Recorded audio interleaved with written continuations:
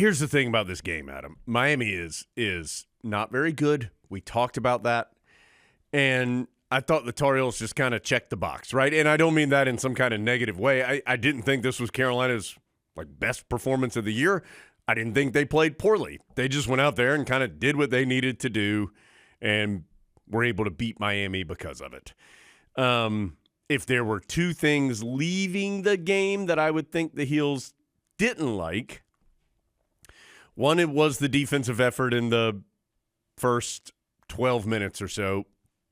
Hubert Davis took that timeout with about 8 minutes to go, a little less than 8 minutes to go in the first half. And after that, yeah, he took that timeout because he was frustrated with Carolina's defensive effort. After that, Miami was 2 of 11 with 2 turnovers the rest of the first half. Carolina's lead went from 4 or 5 to 15 at halftime. And it just kind of sat between 15 and 20 pretty much the entire second half, and the Tar Heels win 92-73. The other thing is the turnovers. 12 is not a big number, but that's against a team that is not good defensively and really wasn't applying any pressure.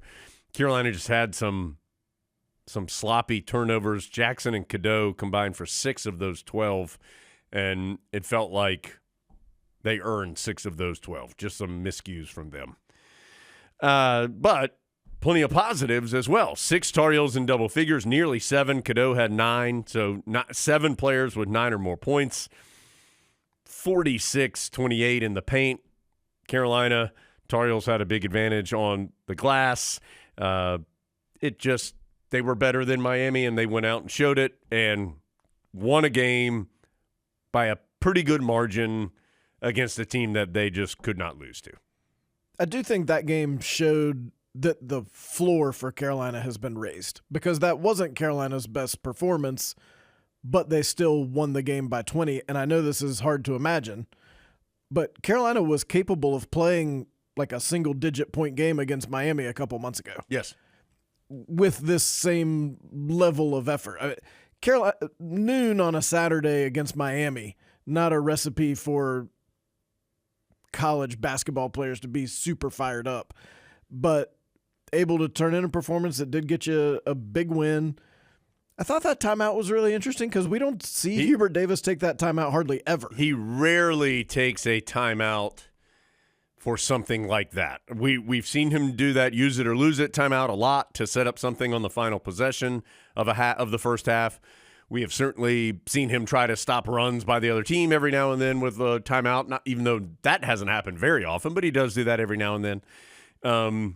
But just off the top of my head, I mean, there have not been many instances of him just being frustrated with the way his team was playing at a point in the game where the outcome of the game was not like hanging in the balance at that moment, but he just wanted to get his point across. And that this has to be corrected right now. And I would rather correct this now than be able to call a timeout at the end of the first half. I'm giving up my opportunity to do that because this has to be fixed. And it was. Thought that was a positive. Adam mentioned 6 guys in double figures. I just want to mention 2 of them. One is Vin Allen Lubin. He had a team-high 19, and he's just kind of quietly become a pretty consistent piece in the paint. I think that's, was it 3 or 4 in a row that he's gone in double figures? I think it's 4 in 5 of the last 7. And he was 9 of 10 from the floor because he does a good job finishing for the most part. There was one very important layup against Pitt that didn't go in earlier this year, but for the most part, I think he's finished really well all season. That field goal percentage says that. He doesn't tiptoe through the tulips like Roy Williams used to say. When he gets the ball around the rim and he has an opportunity to just dunk it in, he dunks it in. We've talked about that this year. And so we've talked a lot about Withers and other guys and their growth. I think Vin Allen Lubin's clearly improved and become more consistent and is a very solid post player right now. He's up over 70% for the season. He's like 70.6, I think. And he was 9 for 10 in the game. Yes. That's real. It doesn't matter who you're playing against. That's really good. And I do think there's been like he has in many ways had to prove himself even to the coaching staff because he's not as tall as you want. He doesn't have this vast array of post moves, but yet somehow in the games he scores. He's not fantastic in practice. He's kind of Darian Durant. But in the games, like you get him the ball and he sort of meanders his way around the guy guarding him and gets to the rim. He doesn't take shots he can't make. And he's shooting 70%. Who doesn't want a guy shooting 70%? The Tar Heels need this guy. They could have used this same Vin Allen Lubin against maybe Stanford or Wake Forest or any of these games that we're now sitting here saying, oh, wish we had those. So he's catching the ball more effectively, which I do think was a problem during that stretch we were talking about. And it's just made him a more reliable player. 19 points in an ACC game is no small thing. Adam, the other individual I wanted to mention was Drake Powell. I mean, he was plus 22 in this game. Vin Allen Lubin was plus 24. Again, that's that stat where the team – so that means Carolina outscored Miami in Drake Powell's case by 22 points when Drake Powell was on the floor. And I know this oversimplifies it, but him playing the three, he's more effective. He just is. 16 points, 6 rebounds. He had a block. He was just effective. 5 of 6 from the floor, hit 2 threes, hit all his free throws, which have been difficult for him this year to be consistent at the line. He affects the game. Carolina put him on Matthew Cleveland, who was red hot in the first half, and he still got some points in the second half, but I thought Drake Powell did a decent job against him. He fouled him a couple of times. But Matthew Cleveland's a veteran, really good, one of the minority on this Miami team, a really good ACC player. And Drake Powell did an okay job against him as a freshman. And so I just thought it was a very, very quality performance. There were a couple times where you could noticeably tell Cleveland was annoyed by having to shoot over Powell and didn't always make those shots like he was making in the first half. I think it's really – I think everyone knows this. Drake Powell is more effective because he's playing the position that he is. Like, he is a 3. And so he is better at that.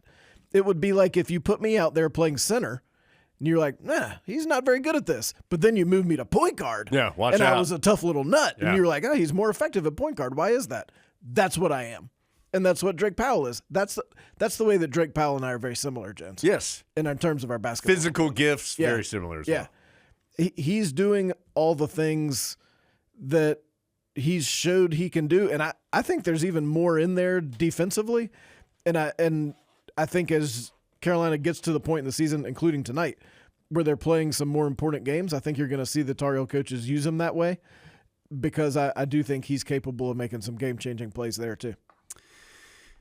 Adam, anything else about this game specifically on Saturday? The offensive rebounding numbers are nuts. Yes, Carolina's gone from this team that really struggled to rebound or was just kind of okay. I mean, the Tar Heels, the Florida game is the one that stands out where Carolina's inability to rebound hurt them in that game.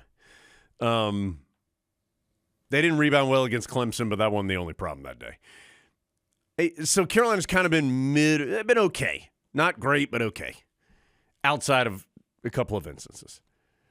But all of a sudden, in this stretch where they're playing better, they've really done a terrific job on the glass. Now, caveat, as we've said multiple times here over the last few weeks, Tar Heels are not playing the hardest schedule in the world in this stretch, but they've still got to go out and perform. And they got 10 more offensive rebounds. In a game where they shot 59%, they missed 23 shots and got 10 offensive rebounds.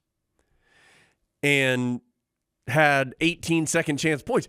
That's crazy. The more I think about it, how that's crazy. To shoot 59% and have 18 second chance points. Honestly, if Carolina hadn't turned the ball over, they could have finished this game with 115 points. And I mean that. I mean, they shot 68% in the second half. All they had to do was get shots. We've said that. That's all they got to do. Get shots. And that's a big number, any period, but a really big number when you think about how well they shot the ball. You might say these offensive rebounding numbers are nuts. Yeah. I mean, Carolina's offensive rebounding percentage, which is the percentage of available offensive rebounds they get, was in like the teens in the Wake, Stanford, at Pitt stretch. It's been in the 40s here over this stretch. That's more than just you're playing bad teams. You're doing something different. And we obviously know the lineup is different. Well, Jalen Withers, and we just had Jay Witt on last week. And I don't know how many if he even had one. He had one this game, but I feel like he and Drake Powell, they keep balls alive a lot. So even if they aren't credited with an offensive rebound, I feel like in this stretch, those and others have done it as well, but those two guys in particular are just keeping things alive for the Tar Heels. Well, and I know no one wants to hear this, but fewer minutes for Ian Jackson means more offensive rebounds because he does not offensive rebound at all. He does a lot of things, but I think he has maybe 14 this entire season in 30-ish games. He's just not someone who that's part of his game. So you've taken out some of the things he does well, but you've also removed some of the things he doesn't do well, and you've put in some guys who are doing it well, and it makes this team better during this stretch.